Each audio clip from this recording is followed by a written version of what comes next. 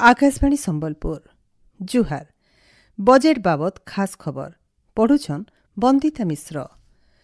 अर्थमंत्री निर्मला सीतारमण 2025-26 आर्थिक बछर लगी केंद्रीय बजेट उपस्थापन करिछन। ई बछर बजेट थी 10टा मुखिया क्षेत्र उपरे गुरुत्व दिया जाइछे। समावेशी विकास दिगे समकु सामिल करबाटा बजेट्र मुख्य लक्ष्य रहिछे। इथर बजेट थी टिकस शक्ति सहरांचल विकास खनि अर्थनीति आर प्राधिकरण बागी 6टा क्षेत्र थी संस्कारमूलक पदक्षेप नियाजिबा लक्ष्य रखा जाइछि बोली श्रीमती सीतारमण कहिछन। से आहुरी कहिछन जे देशर विकास यात्रा थी चाष एमएसएमई पुंजी विनियोग आर रप्तानी के जोर दिया जाइछे। दायल चाष क्षेत्र थी आत्मनिर्भर हेबार लगी केंद्र सरकार 6 वर्षीय अभियान मूल करबे। बिहान्न मखाना बोर्ड स्थापना कराजिबा। सूता उत्पादन के तहकाबार लगी अर्थमंत्री गोटे खास अभियान घोषणा करिछन। अर्थमंत्री ऋण प्रक्रिया के तुर्ती करबार सहित छोट उद्योगी मानकु ऋण ग्यारंटी परिमाण 5 कोटी नु 10 कोटी टंका के बढ़ाबार लगी घोषणा करिछन। एमएसएमई उद्योगी मानकु ऋण देबार परिमाण 20 कोटी टंका के बढ़ा जाइथिबार अर्थमंत्री घोषणा करिछन। अनुसूचित जाति और जनजाति महिला उद्योगी मानकर लगी पहला थर ऋण परिमाण आयबा 5 बछर भितरे 2 कोटी टंका के बढ़ीथिबाटा घोषणा हेछि। श्रीमती सीतारमण विद्यालय मानके 5000 अटल टिंकरिंग लैब स्थापना कराजिबा और मेक इन इंडिया कार्यक्रम अधीन थी देशे दक्षता विकास लगी 5टा जातीय केन्द्र स्थापना कराजिबा बोली कहिछन। आयबा 3 बछर भितरे फी जिलान कर्कट निदान केन्द्र और डे केयर सेंटर कराजिबा। देशे 100% जल जोगाण लक्ष्य हासिल लगी अर्थमंत्री जल जीवन मिशन के 2028 साल तक बढ़ाजिबा बाबद घोषणा करिछन। बिजली उत्पादन लगी 20,000 कोटी टंका खर्चा थी छोट मॉड्यूलर आणविक रिएक्टर स्थापना। उड़ान योजना थी देशे 120टा नुआ विमान बंदर स्थापना लगी योजना मूल कराजिबा बोली अर्थमंत्री गृहन सूचना देइछन। नुआ टिकस व्यवस्था जरिए मध्यम वर्ग और चाकरिया मानकर लगी सरकार भिन्न भिन्न घोषणा करिछन। बछरक 12 लाख तक कमौथुवा लोक को केंसी टिकस देबार के नाई पड़े हेले 12 लाख नु ऐतका कमौथुवा लोकंकर लगी नुआ टिकस व्यवस्था अनुसार आयकर स्लैब घोषणा करा जाइछे।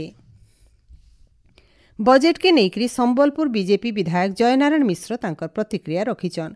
से कहिछन बजेटटा लोकाभिमुखी बजेट इटा साधारण लोकंकर लगी और मध्यवित्त लोकंकर लगी सुविधा रहिछि। ई बाबदे से कहिछन बजेटटा लोकाभिमुखी बजेटटा साधारण लोक मध्यवित्त लोक पय सुविधा रहिछि। आ सबुथुरु बड़ सुविधा जे शहरी विकास पई आउ अनेक गुडे सहर को नूतन योजना अंतर्भुक्त कर भावुँ से भर सम्बलपुर भी इनक्लूड हो पारे। सम्बलपुर इनक्लूड हेले सम्बलपुर मध्यम धरण सहर मान विकसित हम। संबलपुर जिलार कांग्रेस नेता दिलीप तुरिया तांकर प्रतिक्रिया थी नैराश्यजनक बजेट और साधारण लोकंकर लगी इथि किछि नाइ न बोली कहिछन। आपण देखंतो पूरा नैराश्यजनक बजेट ए बजेटटा जो तैयारी करिसंती ओनली फॉर दिल्ली इलेक्शन पई बजेट तैयारी हेछि। आपण देखंतो आयकर सीमा 12 लाख जाय छाड़ करचंती। इनकम सोर्स किछि नाही कार 12 लाख टंका जाय माने इनकम अछि जे आपण आयकर छाड़ करिवे। आ गोटे कथा देखंतो सोना रेट हो कि बढ़ी चलीछि आउ सोना रेट बढ़ाइछंती। सोना रेट जदि लाख टंका पार हबो को गरीब मध्यवित्त परिवार लाभान्वित हेबे। आउ ए बजेटटा को मु दृढ़ भावे निंदा करूछि।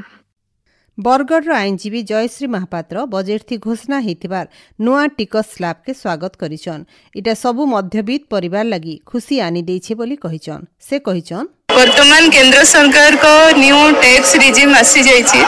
टैक्स छाड़ अछि जहा के गोटे आनंददायक विषय अछि।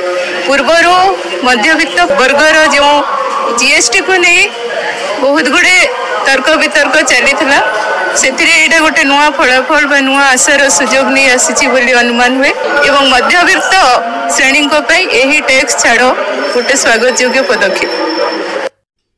पार्लियामेंटर बजेट अधिवेशन आज मूल होनसार विरोधी दल माने जबर किल्ला गगा करिथिले।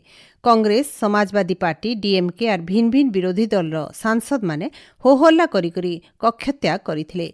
इतार भितरे अर्थमंत्री निर्मला सीतारमण बजेट उपस्थापन करिथिले। बजेट बाबत खास खबर इन शेष है।